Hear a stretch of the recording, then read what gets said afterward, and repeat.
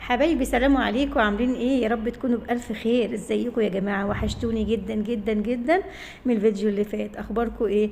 النهارده معانا فيديو جديد، نجيب بقى شوية كرنب حلوين كده اهوت. بس قبل ما نقول اي حاجة هنصلي على رسولنا الكريم ونقول اللهم صل وسلم وزد وبارك على سيدنا محمد وعلى اهله وصحبه وسلم. بتنجان الجميل دوت ده كان سعره 12 جنيه. هقول لكم بقى ايه الحاجه بالاسعار. تمام. والفلفل ده كان ب10 جنيه. طماطم ب5 جنيه، بس جميله وسليمه وزي الفل بصراحه، حلوه جدا جدا، ب5 جنيه الكيلو. حلوه قوي قوي قوي، بسم الله ما شاء الله. والكرنب بالعسل دي بقى عايزه لايك جميل جدا للفيديو. الكرنب ب10 جنيه بس في منتهى الجمال، حلوه وطازه في منتهى الجمال بصراحه، حلوه قوي قوي قوي. وهنا جبت ايه؟ كوسه وبسله وفاصوليا خضراء وفلفل الوان. قلت هعمل ايه؟ طاجن حلو كده يستاهل بقكم الحلو ده. وجبت شويه لفت كمان 3 كيلو ب10 جنيه. وجبت كيلو ليمون ب12 جنيه. وبسم الله ما شاء الله جبت لفتين جلاش، اللفه ب10 جنيه، لا يا رب ب12 جنيه. وجبت نص كيلو ملوخيه. وجبت بقى ايه؟ خضره المحشي عشان نعمل النهارده فضة خيركم بقى كده ايه؟ محشي يستاهل ايه بقكم الحلو ده هو. طبعا اول حاجه هنحط لايك للفيديو، واللي ما شافش قناتي ولا شافها لاول مره يشترك في القناه ويفعل زر الجرس عشان يوصل له كل جديد. هنبدا بقى مع بعض كده ايه؟ بالصلاه على النبي كده اهوت. نعمل ايه؟ نسلق الكرنب. اول حاجه قطعت ايه؟ راس الكرنبايه كده، ورحت ماسكه السكينه ورحت مقوراها كده اهوت حلو كده عشان ايه؟ ما تتقطعش ولا تتهري منك. خلاص قطعت الكرنبتين كده وجهزتهم علشان ايه؟ نسلقهم مع بعض. سلق الكرنب طبعا كلنا عارفينه، شويه ميه سخنه كده في الحله حلوين كده اهو، ومعاهم معلقتين ملح. وبعدين نحط الكرنبايه على الناحيه دي 5 دقايق، وروح قلبنها الناحيه التانية 5 دقايق، وتبداي ايه يا حبيبتي بقى كده ايه؟ تروحي مسلته الايه الورق كده اهو، واحده واحده كده يطلع معاكي زي الفطير المشلتت. نطلعه على ايه بقى يا حبايبي؟ على ميه بارده. الميه البارده دي بتوقف عمليه السوى وبتخليه في منتهى الجميل، حلو قوي قوي، يقعد معاكي بقى ولا يتهري ولا يتبهدل ولا اي حاجه خالص. خلاص. هطلع كده من الميه السخنه على الميه البارده، واروح حاطاه في المصفى يصفى. دي اول كرنبايه خلصت بسم الله ما شاء الله. ودخلنا ايه؟ على التانية. بصوا جميله ازاي، مفيش سهل، ما بياخدش 5 دقايق. ما تقولي بقى المحشي بياخد وقت وغلبه لا خالص، في منتهى الجمال وسهل وسريع، وهتعمليه وهيبقى زي الفل. خلاص. جينا بقى للحاجه التانية نعمل مع بعض ايه؟ شيش طاووق. انا معايا كده ايه؟ شويه توابل مشكلين، ملح وفلفل وكبابه صيني وقرن فلفل وطماطمايه وبصلايه وبابريكا وشويه توابل فراخ. حطهم كده في الخلاط. خلاص. اقطع بس كده الايه؟ الطماطم عشان تلف كويس في الخلاط معاها البصلايه الحلوه الصغنونه ديت. بتدي طعم حلو قوي الخلطه دي يا جماعه للفراخ، للشيش طاووق بالذات حلوه قوي قوي قوي. وخصوصا بقى لما تبيتيها ليله كده في التلاجة، او نص يوم، او 3 4 ساعات لو مستعجله. المهم انها عشان ايه؟ الفراخ تشرب من التتبيله. هنحط بقى كل التوابل، على فكره معاهم ايه؟ فصين 3 كده توم. خلاص. هنا بقى ايه؟ هروح اجيب بقى الزيت وخل، نحط شويه زيت صغيرين كده اهوت، ومعاهم شويه خل، معلقتين خل كده عشان الخل بيطري الفراخ. وشويه لبن طبعا. ايه؟ عندك زبادي حطي زبادي، ما عندكيش زبادي واللبن متوفر حطي شويه لبن صغيرين يحركوا الخلاط كده، وفي نفس الوقت يطري الفراخ ويديها تبقى جوسي كده وطريه من جوه. هقطع بقى الفراخ كده اللي جايباها مخليه، هقطعها كده. دي وراك يا جماعه، مش صدور، دي وراك، عشان بتبقى الشيش طاووق بيتعمل بالوراك عشان الصدور بتبقى ناشفه شويه. هقطعها كده قطع صغيره اهو زي ما انتم شايفين كده. تمام. حطي لايك للفيديو بقى، واشتركي في القناه لو لسه ما اشتركتيش، وصلوا على النبي عليه الصلاه والسلام. ان شاء الله باذن الله النهارده هنعمل مع بعض حاجات كويسه. خلاص. قطعت كده انا ايه؟ الفراخ قطع صغيره كده علشان ايه؟ نحط مع بعض بقى ايه؟ الوراك دهيت مع بالتبادل كده مع الفلفل الالوان على السناك كده. وهنشوف مع بعض هنعملها ازاي. هروح انا بس اضرب ايه؟ الخلطه دي كده في الخلاط. ضربتها حلو كده ونعمتها. بصوا جميله ازاي، والا ريحتها بقى في منتهى الجمال، ريحتها حلوه قوي قوي قوي قوي. نفسي تعملوا الشيش طاووق بالخلطه دي في منتهى الجمال، حلوه قوي. تقلبي بقى كده، لا بالصلاه على النبي كده، تقلبي قلبي قلبي، دخلي كل الخلطه كده ايه؟ في الفراخ. خلي الفراخ تشرب كده وايه؟ وتتبل حلو كده ويبقى طعمها جميل.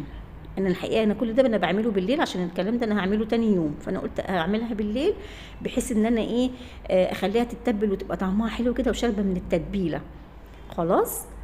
بس هحطها بقى كده واظبطها كده اهوت. وبعدين ايه اشيش برضو ايه الشيش ده، هحطه واركبه كله في قلب بعضه كده واشيله جاهز كده في التلاجة، بحيث ان انت تيجي تشتغلي تسويه تروحي ايه على التسويه على طول. هنا انا قطفت الملوخيه الجميله اهي، وقلت ايه تبقى لبكره كده اروح ايه نقعاها وغسلاها. هاخد بس فلفل كده واقطعه مكعبات، مكعبات فلفل الوان ومكعبات جزر ومكعبات طماطم وبصلايه برضو. انا هنا ببدا قبل ما ببدا بايه بحته جزريه كده عشان تمسك القوطه والفلفل والحاجات دي ما تقعش، ابدا بيها واقفل بايه برضو بحته جزرايه. تيجي بقى تقلبي الفراخ بتاعتك وتستوي ما بتقعش من على السيخ خالص. خلاص اهو زي ما انتوا شايفين كده عملت كل الكميه اللي انا عملتها، وبقيت التتبيله كده حطيتها على وشها وحطها في التلاجة لحد تاني يوم. وهنا ايه هقور بقى البتنجان معاكم برضو ايه واشيله في التلاجة برضو لتاني يوم. ما يكون عندك ناس جايه، عندك تعملي كذا حاجه، ابدأي كده من قبليها، هاتي حاجتك وظبطيها واقعدي كده اعملي اللي تقدري عليه، بحيث ان تاني يوم هتطبخي يبقى كل حاجه عندك جاهزه. قورت الكوسه وعملتها كده شرشرتها بالمقوار، وادي الفلفل. وبعد كده بقى انا هقعد مع نفسي ايه اكبر بقيه الحاجه. جبنا هنا حله بقى وحطينا الماده الدهنيه، سمنه، زيت على سمنه، زيت بس، سمنه بس اللي انت بتحبيه والمتوفر عندك اعملي بيه. بس بصراحه انا حطيت ايه كميه بصل حلوه كده اهوت عشان بتخليه مسكر وحلو قوي. والبصل الاحمر يا جماعه في المحشي بيبقى مسكر وجميل جميل جميل. انا حطيت احمر مع ابيض كده. خلاص وقرنين فلفل حلوين كده اهو، عايزه تحطي سبايسي حطي، عايزه تحطي بارد حطي، اللي يعجبك وايه والمتوفر ايه تحت ايديكي. خلاص معلقتين ملح كده عشان يدبلوا لي البصله بسرعه. انا ما بحبش احمرها قوي، انا بخليها ايه مدبله كده، وشفشق قوطه كده محترم. ونزلت ايه على البصل بتاعنا بعد ما خد اللون الذهبي الشفاف الحلو ده. وبعد كده هغطيها ومش هحط لها اي توابل الا لما تستبك خالص خالص خالص. الاخر خالص حطي التوابل بتاعتك اول ما تستبك. نيجي بقى ايه هنعمل طاجن خضار كده جميل كده باللحمه. ادي عندي كوسه وعندي جزر وعندي بطاطس وعندي بسله وعندي فاصوليا. هتقطعي طبعا الخضار كبير شويه بحيث ان هو يتحمل درجه الحراره، يعني ايه يعني يتحمل ان انت تسويه في الطاجن في الفرن الحاجه ما تتهريش، لان عندك الكوسه طبعا ما بتاخدش سوا قوي، البطاطس نفس القصه كده. انما الجزر هنقطعه كبير شويه والكوسه كبيره شويه بحيث ان ايه كلهم ياخدوا سوا بعضيهم. ان انا ايه عملت شرشرت الكوسه كده بالشوكه وقطعتها مكعبات ايه بصوا في المقاس ده كده حلو قوي. خلاص همسك الجزر برضو كده ايه ابشره اقشره واقطعه برضو ايه مكعبات كده هو ايه برضو محمله كده عليه عشان ايه يستحمل التسويه. خلاص اهو هقطعه كده معاكم قطع كبيره شويه بحيث انه يبقى ايه مصحصح كده في الاكل كده وباين مش مهري. تقطعوش رفيع يتهري معاكي في التسويه، قطعيه محمل كده عشان تبقى ايه الحاجه باينه كده في الاكل ويبقى شكلها حلو وطعمها جميل.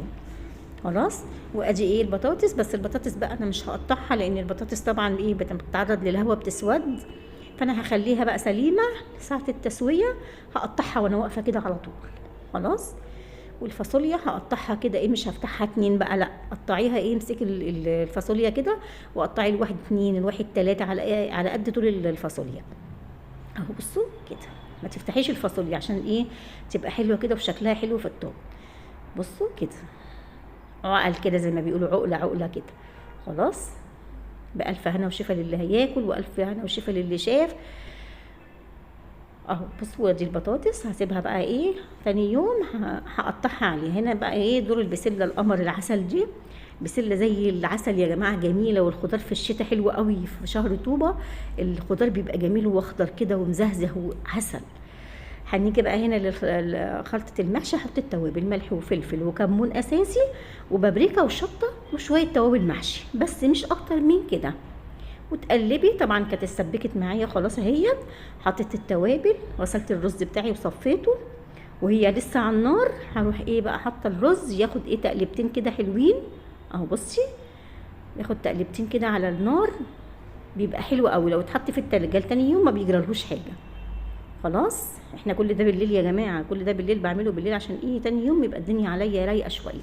وادي الخضره غسلتها طبعا كويس جدا نقعتها في ميه ونقيتها كويس. هقطعها بقى، ولما الخلطه تبرد هحط الخضره عليها. تحطيش الخضره بتاعتك والرز سخن، بتدبل منك. لما تحطيها بقى كده والرز يعني ايه دافي شويه، بتبقى مزهزهه كده وباينه في الاكل. بصي دلوقتي هتشوفوا الخلطه هتبقى قمر قمر اهي. قلبي كده. انا شلتها من على النار خلاص وحطيت الخضره وخلاص. جيت فضيتها بقى انا كده في طبق، وهنحشي في الحله اللي احنا كنا ايه عاملين فيها التسبيكه. فرشت فيها ورق من تحت وهنحشي المحشي. بصوا بقى الورق جميل ازاي، بصوا ولا بيتهري ولا بيتقطع في ايديكي ولا حاجه خالص، زي العسل، سهل وبسيط وجميل. اعملي كده المحشي في الشتاء دوت. حله المحشي ايه، الست اللي ما تعملش محشي ما تنفعش. انا والشيف اهو شايفه. بصوا الورق جميل ومستوي حلو، ولا مهري ولا ني، جميل حلو كده. خلاص اهو يا ستي. بصي انا هقعد بقى ايه اكمل انها كده ايه الحله دي كلها مع نفسي كده. هاجي بقى ايه اسلق بقى اللحمه، عشان ايه اسيبها كده تاخد وتدي مع نفسها عشان نحطها في الخضار. بسم الله ما شاء الله اهو. بصي هسلقها، يعني مش هحط لها برده توابلها الا لما اطلع الوش بتاعها. الوش بتاعها اللي هو الريمه اللي بتطلع البيضه دي، عشان لو في اي حاجه في الشوربه ما يبقى الشوربه صافيه وحلوه كده. حوالي بالغطا كده انا اخدها قلبتها اهو تقليبه، واحط الغطا مش مقفول قوي، ايوه كده تواري بالغطا كده عشان ما تفرش على البوتاجاز. واروح بعد كده انا شلت خلاص الوش اللي طلع كله. هبدا احط بقى ايه فلفل اسود وحبهان وورق لورا، طماطمايه، جزرايه، اهو الحبهان اهو هنحطه. وتروحي بقى حاطه كبابه صيني، عودين قرنفل بيخلوا ريحه الشوربه جميله جميله جميله. وادي ايه ورق اللورا اهو. وهوطي عليها وما تحطيش الملح خالص دلوقتي الا لما تستوي خالص اللحمه. في اخر 5 دقايق تحطي بقى الملح بتاعك وتظبطي الحدق بتاعه وخلاص. هنا شويه كبابه صيني على شويه قرنفل كده اهوت بيخلوها حلوه. دي جزرايه كمان يا ست الكل، دي جزرايه حلوه اهي تخلي ريحه الشوربه جميله، مع بصلايه كمان وخلاص. ادي بصلايه. وهغطي بقى كده واوطي النار عليها واسيبها مع نفسها. جينا بقى ايه الفراخ انا بحب قبل ما اسلقها اتبلها ببصلايه كده، بصلايه كده، ملح وفلفل وشويه بهارات فراخ كده اهوت. تمام، شويه بهارات فراخ وشويه فلفل اسود. امسكي الفراخ كده، طبعا انا غاسله الفراخ غسله تمام ونقعها بالخل والدقيق والليمون، مخليها قشطه كده قشطه. وهروح بقى من جوه كده في جوه الفراخ هحشيها بين الجلد واللحم وبطنها كده. كانت الميه غليت بتاعتها، رحت سقطها. وبرده مش هحط توابلها الا لما ايه اشيل الوش بتاعها. ايه رايكم بقى في الحله القمر بقى؟ الكرنب عسل عسل بصراحه. خلاص ادي انا حشيت الحله اهو. هغطي بقى وشها كده بايه بورقه كده اهوت من بتاعه الكرنب، بيخلي البخار بيتحبس بقى جوه كده ويسوي المحشي بقى على الرايق كده بيبقى جميل. مش متوفر ما خلصتي الورق وما كافي، حطي طبق وغطي بيه الحله وحطي الغطا بعد كده عليه. بس بصوا بقى ما بيخليش اي حاجه بخار يطلع ولا حاجه، بيستوي بقى. هنا الفراخ خلاص الوش بتاعها طلع وشيلته. هحط بقى ملح وفلفل وحبهان، ورق لورا، كبابه صيني، نفس اللي حطيناه مع اللحمه هنحطه مع الفراخ. تمام كده تمام. بس كده بس اهو. ادي كبابه صيني وقرنفل، حطيهم في بطرمان كده يبقوا قريب من ايديكي، وبصلايه وجزرايه وخلاص. واسيبهم بقى كده على نار هاديه كده يستووا براحتهم. ماشي اهو. وهو غطي برضو الحله ما تغطيهاش قوي عشان لو غليت وايه ما تفرش مني. انا بحبش الشوربه تفور كده، بيبقى طعمها حلو. جينا بقى نعمل الطاجن. هنا بصلتين كبار كده حلوين ابيض، قطعتهم كده ايه شرايح كده اهوت جوانح يعني، مع معلقتين سمنه حلوه. ورحت مدبلاهم كده وغسلت الخضار بتاعي. بص شكل الالوان، بص الالوان جميله ازاي تفتح النفس. اكلوا بقى الولاد الخضار ده بيبقى جميل وقيمه غذائيه عاليه حلوه قوي. تقلبت كده مع البصل، شوحت كده كل الخضار. كانت اللحمه عندي طبعا استوت حلوه وحيقتها وكل حاجه، حطيت لها الملح. هنقلها بقى مع الخضار ده ايه عشان ايه تاخد بقى طعم الخضار، ياخد طعم اللحمه كده، وكلهم يبقوا مع بعض كده ايه ياخدوا ويدوا مع نفسهم كده اهو. ورحت حاطه نفس شفشق خلاط، حطيت فيه الطماطم وزودتها وغليت اهي. هسيبها بقى تغلي تاخد غلوه، وبعد كده احط لها التوابل بتاعتها. بصوا بس شكل الخضار في منتهى الجمال. خلاص اهو هي كده غليت اهيت. هبدا بقى ايه احط شويه ملح شويه فلفل. عندك جوز الطيب ابشري حبه وحطيهم. شويه ملح وفلفل، شويه بهارات، شويه جنزبيل، انا حاطه له جنزبيل دوت، وشويه شطه، وشويه اللهم صل على النبي، شطه حمراء اهي، وفلفل وجنزبيل وبابريكا اهو. وهقلب كده وهغطي الحله تاخد غلوه، وبعد كده بقى انقلها في الطاجن وادخلها الفرن. بس هنا بقى كنت انا سخنت صاج عندي كده، سخنت فيه شويه زيت، وهبدا كده اخد الشيش طاووق كده ايه تقليبه من فوق، وبعد كده ادخله الفرن يكمل السوا بتاعه. بس لازم تاخديه من فوق على البوتاجاز كده صدمه، بحيث ان هو ايه ياخد وش بسرعه كده، وتكملي ايه سواه في الفرن كده وتحت الشوايه وخلاص. بس لازم يستوي في الفرن كويس، والاخر خالص اخر 5 دقايق شغال الشوايه عليه ياخد وش من فوق وخلاص. بس شكله جميل قوي. انا كنت هنا مفرزه جوافه، هحط عليها بقى شويه سكر، وحط عليها شويه لبن، وهنضربها في الخلاط ونعملها شويه عصير. انا كده صفيتها كمان بالمصفى، ما فيهاش اي بذر ولا حاجه، وحطها في التلاجة. وديت المانجا اللي انا كنت مفرزاها معاكم في الصيف، بصوا بقى جه وقتها اهو جميله. حطيت عليها شويه سكر وشويه ميه وضربتها في الخلاط، وادي يا ستي بقى عندك عصير مانجا زي العسل. وبص لونها جميل ازاي، ولا اسودت ولا اتغيرت ولا اي حاجه، كانت زي العسل بصراحه. خلاص هنا بقى الطاجن اهوت كان سخن شويه في الفرن، ورحت حاطه فيه الخضار وباللحمه بكل حاجه، وهدخله الفرن تاني يكمل السوا بتاعه. هنا كنت جايبه كده طبعا معاكم ايه لفتين جلاش. الخلطه دي بقى نفسي تعملوها بقى، خلطه في منتهى الجمال. شويه لبن صغيرين مع كوبايه زبادي، مع شويه سمنه سايحه، مع معلقه بيكنج باودر كبيره كده. تمام. بصوا ادي حطينا اللبن الاول، وادي كوبايه زبادي اهو، ونقلبهم مع بعض، ونحط ايه معلقه بيكنج باودر. خلاص بيكنج باودر مش بيكنج صودا، بيكنج باودر. خلاص. وشويه سمنه سايحه كده حطهم برضو على الخلطه دي. الخلطه دي انا هعمل بيها الجلاش. ادي ايه اخر شويه بيكنج باودر كانوا في كيس، حوالي ربع كيس كده، فضيته كله اهو. هتلاقي بقى الخلطه ديت البيكنج باودر اتفاعل مع اللبن واتفاعل مع الزبادي، وفار كده وادى خليط حلو قوي قوي وتقيل كده وجميل جدا. دلوقتي هتشوفيه وانا بدهن بيه الجلاش، حلو جدا جدا، هيعجبكم جدا الطريقه دي. يا رب تجربوها بطريقتي وتعجبكم ان شاء الله. وادي شويه سمنه سايحه. خلاص قلبي قلبي قلبي قلبي لحد ما ايه القوام يتقل معاكي كده، ويفور معاكي ويتفاعل ايه اللبن معاكي. هنا بقى لحمه معصجه عليها جزر مبشور في الكبه، وقرن فلفل اخضر كده، وعملتها طبعا كلنا عارفين اللحمه بتعصج ازاي، والبصل واللحمه وشويه جزر صغيرين مبشورين في الكبه وخلاص. هنا بقى انا معايا ايه اول لفه جلاشه اهي، هعملها باللحمه المفرومه. خلاص هوريكم بقى ايه طريقتي ايه بعمل الجلاش ازاي. الخلطه دي حلوه قوي يا جماعه والله، في منتهى الجمال، بتدي طراوه كده للجلاش من جوه، وبتخليه مقرمش من بره ويبقى حلو قوي. انا على فكره هعمل الجلاش رول، يعني انا هحشيه رول كده والفه كده بالطول واحطه في الصاج، وبعد كده بيتقطع. هعمل 4 ورقات، كل 4 ورقات كل ورقه ما بين التانية بدهن الخلطه اللي احنا عملناها دي. ادي اول ورقه وادي التانية ماشي. كل ورقه بتدهنيها مش سمنه، لا بتدهنيها من الخلطه اللي احنا عملناها. تمام.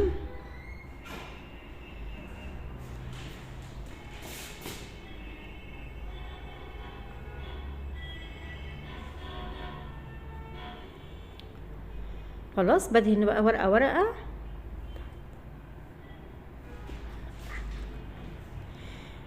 بدهن ورقه ورقه كده مع في الجلاش 4 ورقات ماشي. وبعد كده ايه هحط اللحمه المفرومه، احطها كده ايه بالطول كده بصي، وبعدين ايه نلف ايه ايوه ادهني بقى دهنه كده ايه عشان يتقفل معاكي.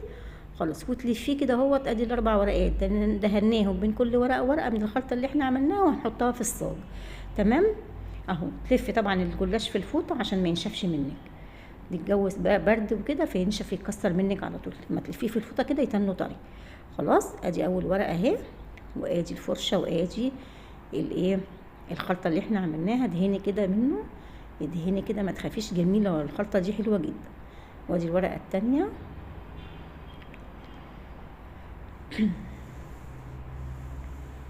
تمام. هسيب بس كده المحشي عشان كانت الشوربه غليت. بس كده ايه المحشي، واسيبه ايه يستوي مع نفسه كده. انا خلصت كده الايه الحشوه اهو. هقطعها من النص بقى كده، هقطع الواحده نصين.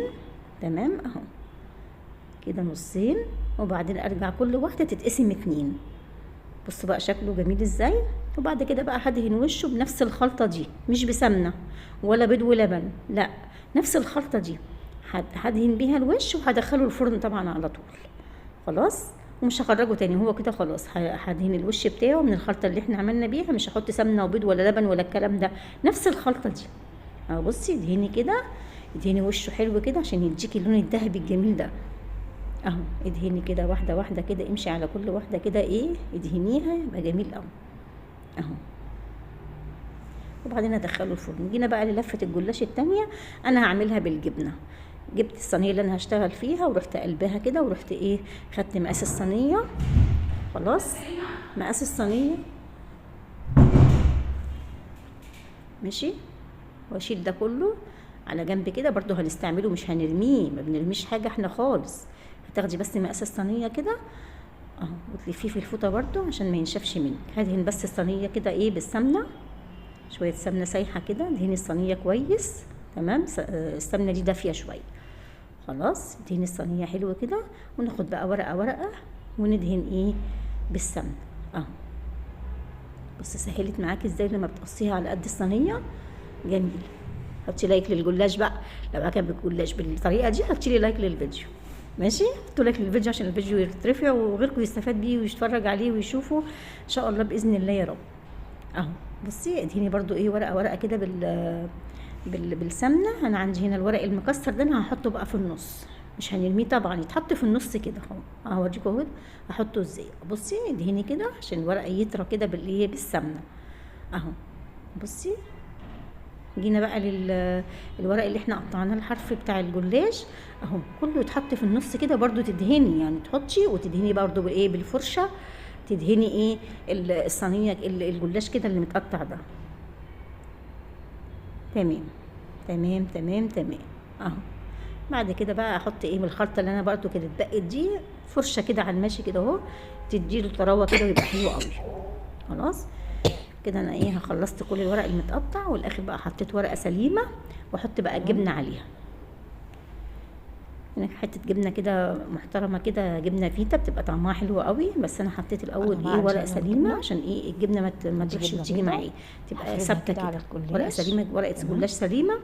وبعد ما دهنتهاش بقى خليتها من غير دهان عشان ايه الجبنه تمسك فيها ما تزحلقش ايه وانا بفرد الجبنه على كده. شايفين بصي الجبنه اتفردت بكل سهوله ازاي عشان انا مصفياها من الميه. بس اهم حاجه ما يكونش ومش دهنه الورقه الاخيره دي، الجبنه فيها ميه بس. تكون مصفياها. عندك بقى شويه فلفل الوان حطي، عندك زيتون اخضر حطي، زيتون اسود حطي، عندك طماطم حطي، فلفل اخضر ماشي. انا كان عندي فلفل الوان طبعا قطعته قطع صغيره كده زي ما انت شايفه اهو على الجبنه. عندك وترنشات طماطم كده ورحت رصها عليه. بصوا طرنشات كده اهوت خفيفه، طعمه بقى خطير خطير خطير خطير. منتهى الجمال، حلو قوي قوي جميل جميل جميل.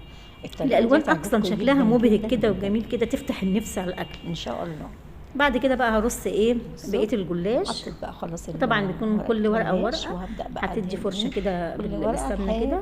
ايوه دهني كده بالسمنه عشان تبقى الجلاشه مش معضمه كده وطريه وحلوه كده. انا خلصت كل الجلاش، هبدا بقى اقطعه ايه من النص كده مثلث كده. تمام تمام.